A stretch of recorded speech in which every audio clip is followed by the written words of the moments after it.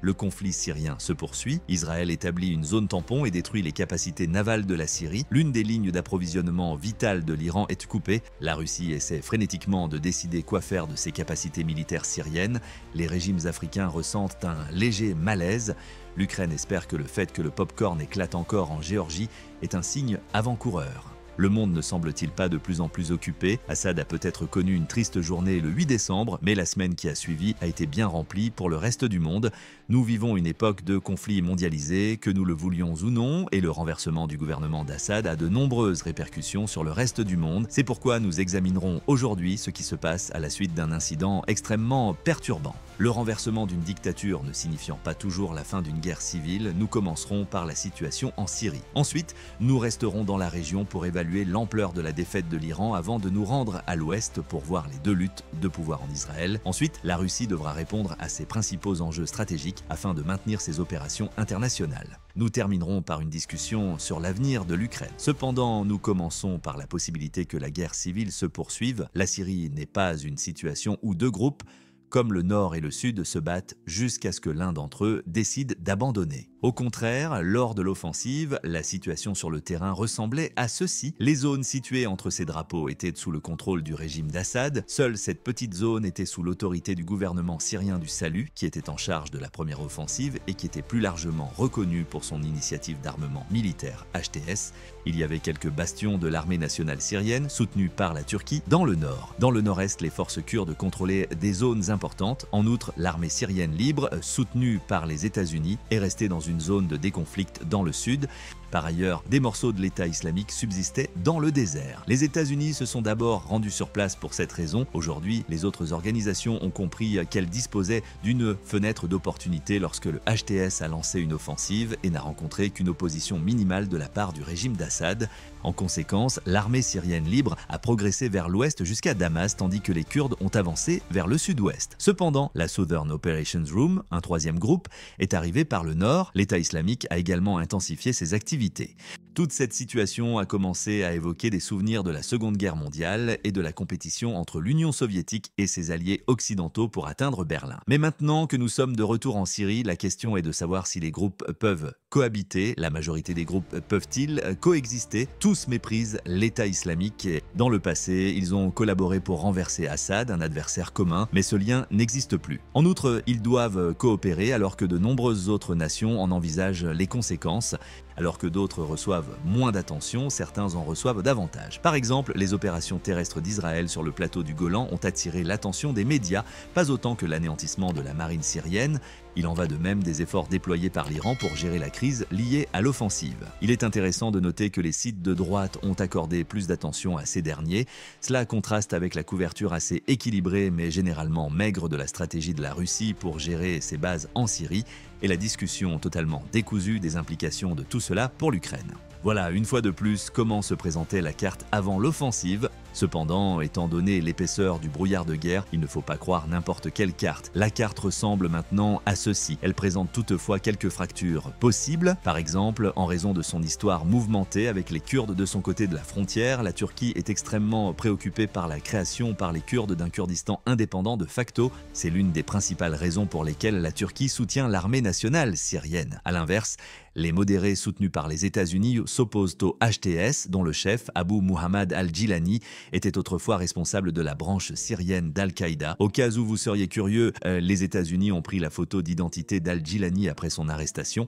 En outre, il n'a pas été emprisonné dans un lieu quelconque. Cet individu a séjourné à Abu Ghraib pendant un certain temps. Si c'est le cas, vous le savez. Si ce n'est pas le cas, si vous voulez passer une bonne journée, ne lisez pas la page Wikipédia. Quoi qu'il en soit, M. al-Jilani a assoupli sa position au fil du temps et s'engage désormais à mettre un terme à l'agression occidentale et à défendre les droits des minorités syriennes. Voilà qui nous rappelle qu'il faut prêter plus d'attention à ce que font les dirigeants qu'à ce qu'ils disent, mais pour l'instant, il semble que ces paroles et ces actes soient cohérents.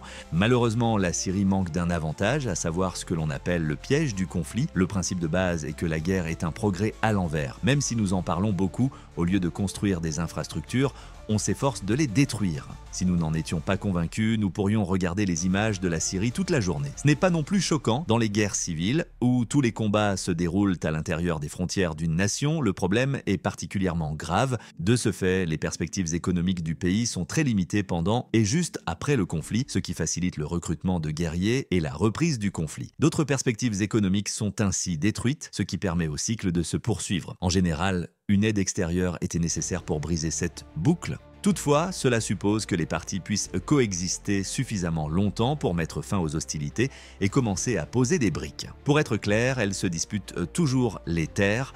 L'Union européenne est au moins très motivée pour supporter les conséquences dans ce cas.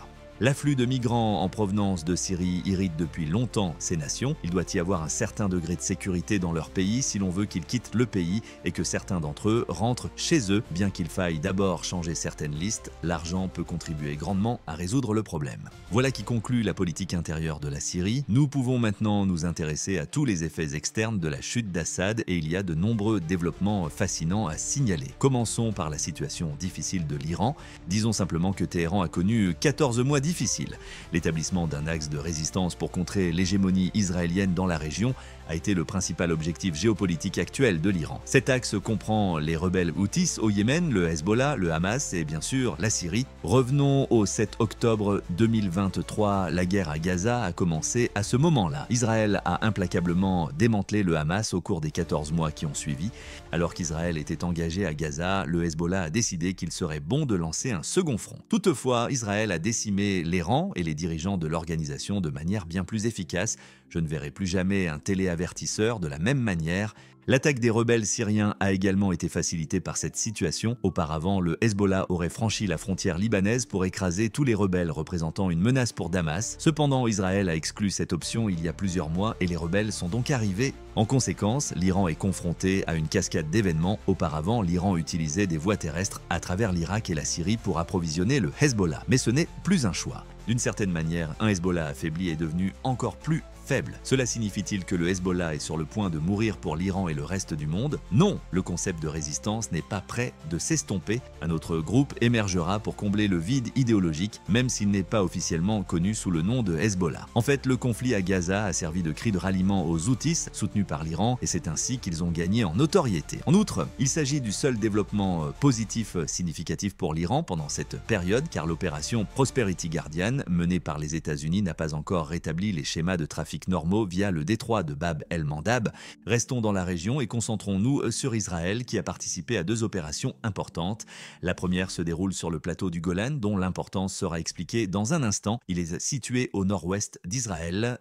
La communauté internationale considère toujours cette région comme un territoire syrien, bien qu'Israël en ait pris le contrôle à hauteur de 2/3 environ lors de la guerre des 6 jours en 1967. Pour Israël, il est clair que l'acquisition des hauteurs lui donne plus de terre et cette zone contient une quantité non négligeable d'eau. Cependant, le principal avantage de posséder le Golan est sa hauteur. Comme tout le monde le sait, de Mustafar à Damas, il est essentiel de disposer d'un terrain élevé pour triompher militairement et dans le cas présent, cela permet à l'artillerie de se déplacer plus loin et constitue un meilleur point de vue.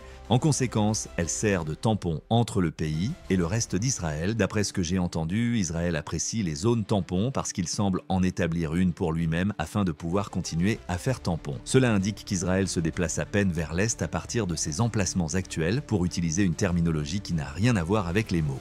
Toutefois, on ne sait pas très bien jusqu'où Israël compte aller. Le naufrage de la force navale syrienne a été l'autre action significative d'Israël dans le nord. Tout cela nous rappelle la réponse de la Russie à la révolution de Maïdan en Ukraine en 2014 lorsque le Kremlin a saisi les actifs navals ukrainiens et annexé la Crimée. Essentiellement, les deux pays ont cherché à savoir comment transformer l'agitation publique à court terme en avantage à long terme. Les Syriens qui participeront aujourd'hui à un gouvernement intérimaire sont certainement perturbés par ce processus, mais ils n'ont actuellement pas le pouvoir de réagir de manière coordonnée. Il semble peu probable que le nouveau dirigeant de la Syrie accepte le fait que les cibles d'Israël étaient officiellement des biens d'Assad.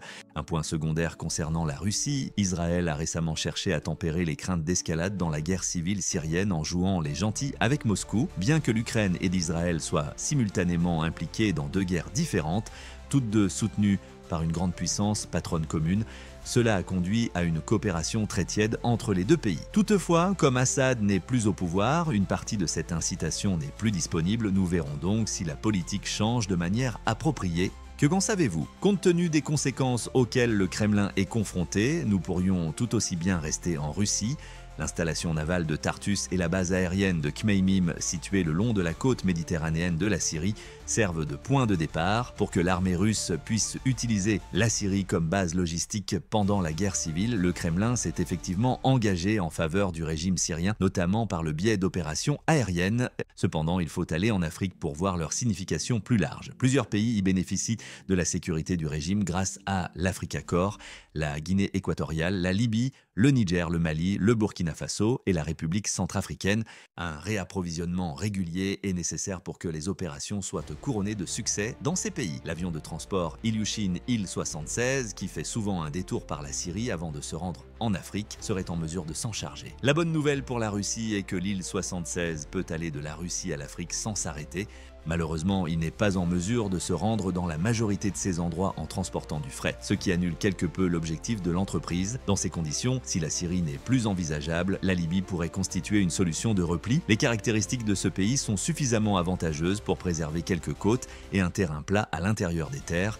Et il s'agit d'un lieu intermédiaire suffisamment proche pour continuer à servir de centre logistique. Le problème de la Libye est qu'à l'heure où les ressources russes sont dirigées vers le nord-est du pays, il faudra des années pour que ces bases atteignent le niveau de celles de la Syrie. Entre-temps, la Libye est loin d'être stable, ce qui soulève la possibilité que la Russie investisse d'énormes sommes d'argent pour se rendre compte que la situation y est intolérable. Peut-on alors aller ailleurs? Oui, c'est possible, mais est-ce une bonne idée? Peut-être pas. Une base navale, en revanche, devrait être moins importante. La perte d'un port d'eau chaude est ironique pour Poutine, un dirigeant qui s'inspire des réalisations de Pierre le Grand.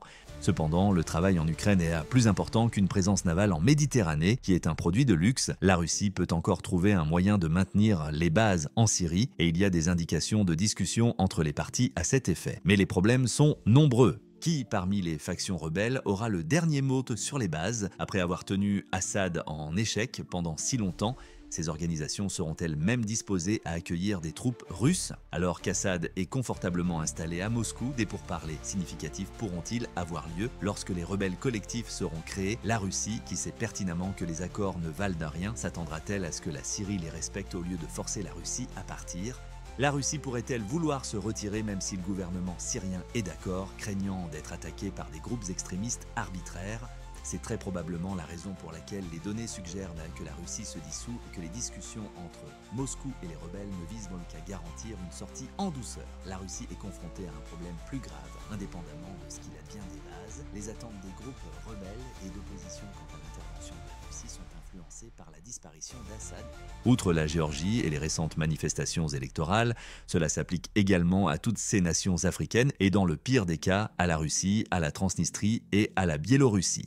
Les déploiements importants dans ces régions constituent l'approche standard des problèmes les plus immédiats en Afrique. Cela sert de fil conducteur et d'indication crédible de la volonté d'intervenir. Toutefois, il faudrait pour cela que les régimes protégés paient un coup d'avantage Moscou, à supposer que la Russie ait des troupes disponibles, même à un prix élevé. Bien que cela puisse sembler impossible dans un premier temps, on peut imaginer une situation dans laquelle Moscou serait prêt à prendre cet argent, à l'utiliser pour acheter encore plus de personnel nord-coréen et à essayer de faire un petit profit dans l'opération. L'Ukraine est la dernière sur la liste et la prudence sera de mise ici. Étant donné que la Russie est l'adversaire de l'Ukraine et que la Russie a subi un revers, il était facile de supposer que l'Ukraine bénéficiera de cette évolution, mais pas si vite. La Russie a exposé Assad dans le seul but de renforcer sa puissance militaire sur le front ukrainien. Les États-Unis connaissent donc bien ce compromis traditionnel entre le choix des batailles et le manque d'engagement général en raison de leur expérience en Afghanistan.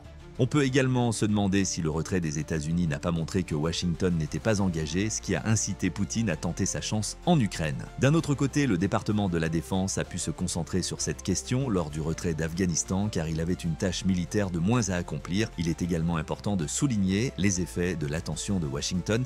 Le fait que les Américains n'obtiennent pas de retour sur leur investissement en Ukraine provoque une grande détresse aux États-Unis. Oui, la Russie continue d'avancer et au cours des 6 derniers mois, sa vitesse n'a fait que s'accélérer. s'accélérer. Cependant, la Russie ne rencontre pas l'opposition qu'elle rencontre en l'absence d'assistance américaine. Les affaires courantes se poursuivent en Syrie et le Kremlin n'est jamais confronté aux problèmes de main-d'œuvre auxquels il doit encore faire face. Même lorsque ce gouvernement était sur le point d'abandonner, l'administration Biden a finalement trouvé une solution à un problème dont Obama a supervisé le début et dont Trump a hérité mais qu'il n'a pas réussi à faire avancer. Mais non, cependant, le financement du conflit en Ukraine est le résultat direct de cette réussite. En clair, le soutien à l'Ukraine est essentiel à la chute d'Assad. Ce résultat donne en fait à l'Ukraine l'espoir que l'administration Trump puisse être convaincue d'augmenter l'aide au lieu de la réduire. L'Ukraine semble croire que ce type d'effet est prédominant. En d'autres termes, les forces spéciales ukrainiennes semblent être entrées en Syrie pour enseigner aux rebelles comment utiliser les drones le plus efficacement possible. De plus, une partie importante de l'offensive éclair de la fin novembre a été menée à l'aide de drones. En fait, il s'agit d'un jeu de dominos sur toute la ligne. Tout bien considéré, tout le monde est occupé en ce moment. C'est tout ce que j'ai à dire sur une variété de nations. N'hésitez pas à aimer, à partager et à vous abonner si vous avez aimé cette vidéo. J'espère vous revoir bientôt.